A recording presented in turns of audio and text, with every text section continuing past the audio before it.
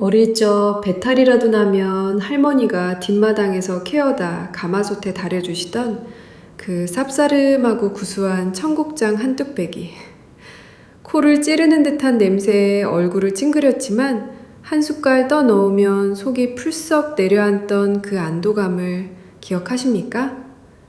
그런데 요즘 마트에 가보면 우리 청국장 옆에 낯선 이웃이 나란히 서 있습니다. 끈적끈적 실이 늘어나는 작은 일본 발효콩, 나토 말입니다. 둘 다 똑같이 콩으로 만들었는데 나이 들수록 더 신경 쓰이는 혈압과 뼈 건강에 어떤 도움을 줄 수 있을까요? 오늘 함께 차근차근 알아보겠습니다. 청국장과 나토, 두 음식의 출발점은 완전히 같습니다. 바로 아시아 동부가 원산지인 대두, 한자로는 대두, 학명으로는 글리신의 맥스입니다. 9월에서 10월 사이 콩깍지가 누렇게 말라 완전히 익었을 때 수확하는 이 작은 콩 한 알이 어떤 균과 만나고 어떤 환경에서 발효되느냐에 따라 한국에서는 청국장으로, 일본에서는 나토로 전혀 다른 운명을 맞게 됩니다. 청국장이라는 이름에는 사실 아픈 역사가 담겨 있습니다. 병자호란 당시 청나라 군대의 식량에서 유래하여 청국장이 되었다는 설, 또 전쟁 중 빨리 만들어 먹을 수 있다 하여 전국장이라 부르던 것이 변형되었다는 설도 있습니다. 반면 일본의 나토는 사찰의 창고인 납소에서 만들어진 콩이라는 뜻의 납두에서 유래했다고 알려져 있습니다. 헤이안 시대 한 무장이 볏집에 싸둔 삶은 콩이 시간이 지나면서 자연스럽게 발효되어 지금의 나토가 되었다는 전설도 전해집니다. 흥미롭게도 두 음식 모두 전쟁이나 절박한 상황에서 태어났다는 공통점이 있습니다. 본격적인 이야기에 앞서 헷갈리기 쉬운 발효콩 식품들을 먼저 정리해 보겠습니다. 된장은 메주를 소금물에 담가 길게는 1년 이상 숙성시킨 장입니다. 짠맛이 강하고 냄새는 비교적 순한 편이지요. 청국장은 소금을 거의 쓰지 않고 이틀에서 사흘 정도 짧게 발효시킨 것으로 콩의 형태가 그대로 살아있고 특유의 강한 구수한 냄새가 특징입니다. 나토는 특정 나토균만을 접종해 약 하루 정도 발효한 것으로 젓가락으로 집으면 실이 길게 늘어나는 모습이 인상적입니다. 가장 중요한 차이는 바로 발효균입니다. 청국장은 볏집에 다양한 복합균이 작용하는 반면 나토는 단일 균주로 비교적 통제된 발효를 합니다. 같은 콩에서 출발했지만 발효라는 과정을 거치고 나면 두 식품의 영양지도는 완전히 달라집니다. 이제 시니어 여러분의 건강과 특히 연관이 깊은 몇 가지 핵심 성분만 골라 차분히 짚어보겠습니다. 가장 먼저 주목해야 할 성분은 비타민 K2, 다른 말로 메나키논입니다. 이 성분은 우리가 먹은 칼슘이 뼈에 제대로 달라붙도록 길 안내를 해주는 역할을 합니다.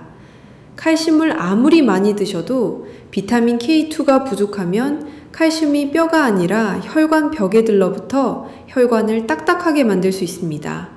그래서 나이가 들수록 이 비타민 K2가 특히 중요해집니다. 100g 기준으로 보면 청국장에는 비타민 K2가 대략 20마이크로그램 정도 들어있습니다. 반면 나토에는 평균 700마이크로그램 정도가 들어있습니다. 나토의 비타민 K2는 청국장의 35배의 수준입니다. 일본 오사카 대학교 연구에 따르면 나토를 꾸준히 섭취한 폐경후 여성 그룹에서 골밀도 감소 속도가 눈에 띄게 느려졌다는 보고도 있습니다. 즉, 나토의 비타민 K2는 특히 뼈 건강에 의미 있는 도움을 줄 수 있는 성분으로 주목받고 있습니다. 다음은 나토에만 있는 특별한 효소, 나토키나아제입니다. 1980년 일본의 스미 히로유키 박사가 나토에서 처음 발견한 효소로 우리 몸에서 혈전, 즉 피떡을 녹이는 데 도움을 줄 수 있는 것으로 알려져 있습니다. 2008년 영문 저널 뉴트리션 리서치에 실린 연구에서는 나토키나아제를 8주간 복용한 사람들에서 수축기 혈압이 평균 5.5mmHg, 이완기 혈압이 2.84mmHg 감소했다는 결과가 보고됐습니다. 다만 이 효소가 혈압에 보조적인 도움을 줄 수 있다는 수준의 연구일 뿐 현재 쓰고 계신 고혈압약을 대신할 수는 없다는 점 꼭 기억해 두셔야 합니다. 그리고 이 나토키나아제는 열에 매우 약합니다. 온도가 70도를 넘으면 효소의 활성이 급격히 떨어져 버립니다. 그래서 나토를 드실 때 김이 모락모락 나는 뜨거운 밥 위에 바로 올리기보다는 밥이 조금 식었을 때 섞어 드시는 것이 효소를 최대한 살려먹는 방법입니다. 두 식품 모두 살아있는 유익균이 풍부하다는 공통점도 있습니다. 청국장에는 바실러스 서브틸리스를 중심으로 한 다양한 균주가 보통 1g당 10억 마리 이상 들어있는 것으로 보고됩니다. 2022년 한국인을 대상으로 한 연구에서는 청국장을 꾸준히 섭취한 그룹에서 장내 유익균의 비율이 유의미하게 증가했다는 결과도 있습니다.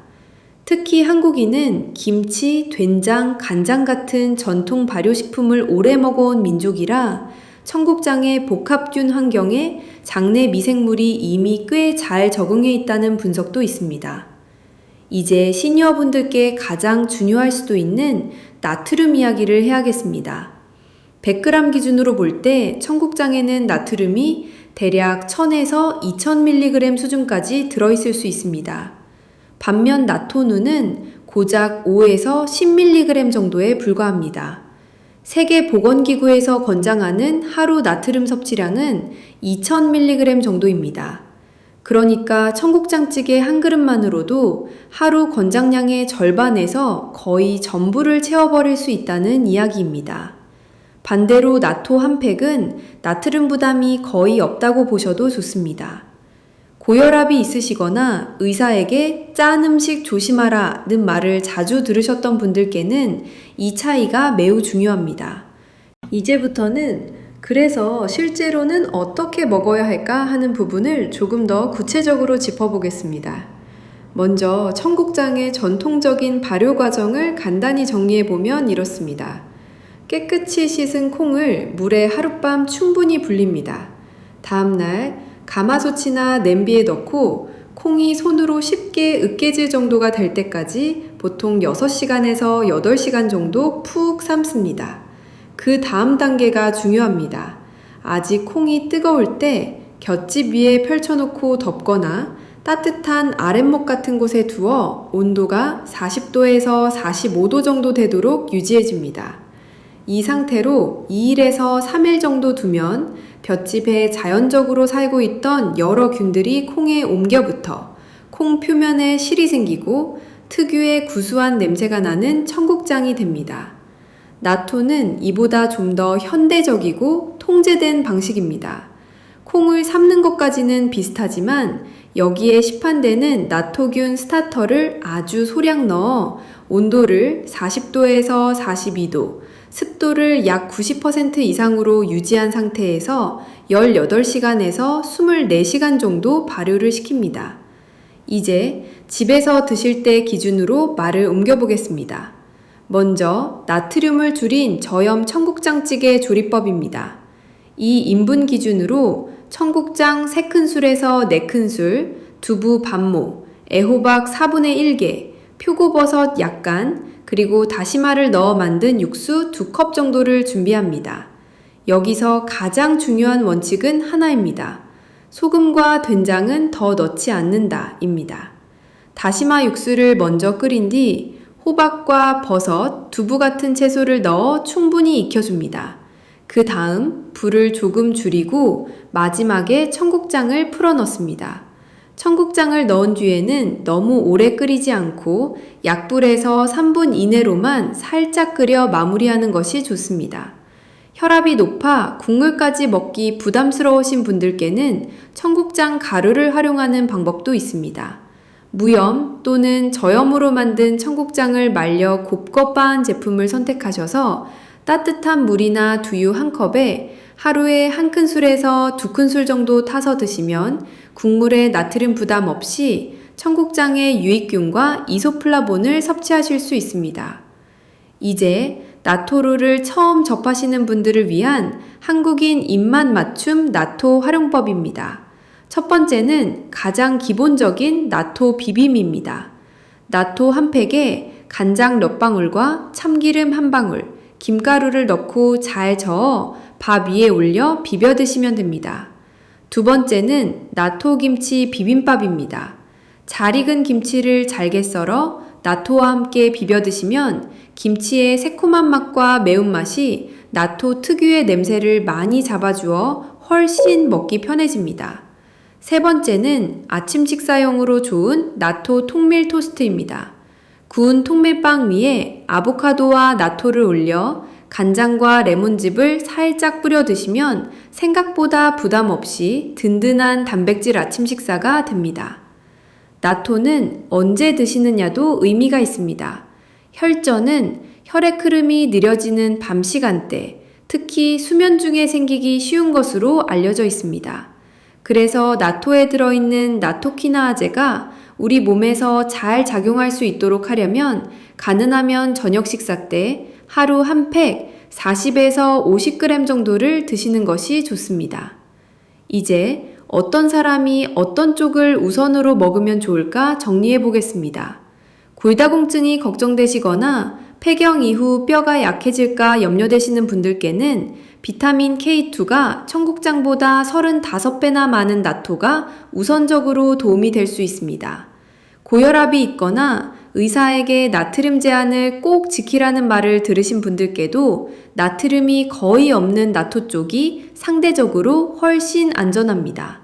반면 따뜻한 국물 한 그릇으로 속을 달래고 싶으시거나 잠들기 전 마음과 몸을 편안하게 가라앉히고 싶으신 분들께는 트립토판이 풍부한 청국장이 세로토닌과 멜라토닌 생성에 도움을 줄 수 있어 수면의 질을 높이는 데 보조적으로 도움이 될 수 있습니다. 이제 마지막으로 가장 중요한 안전수칙을 말씀드리겠습니다.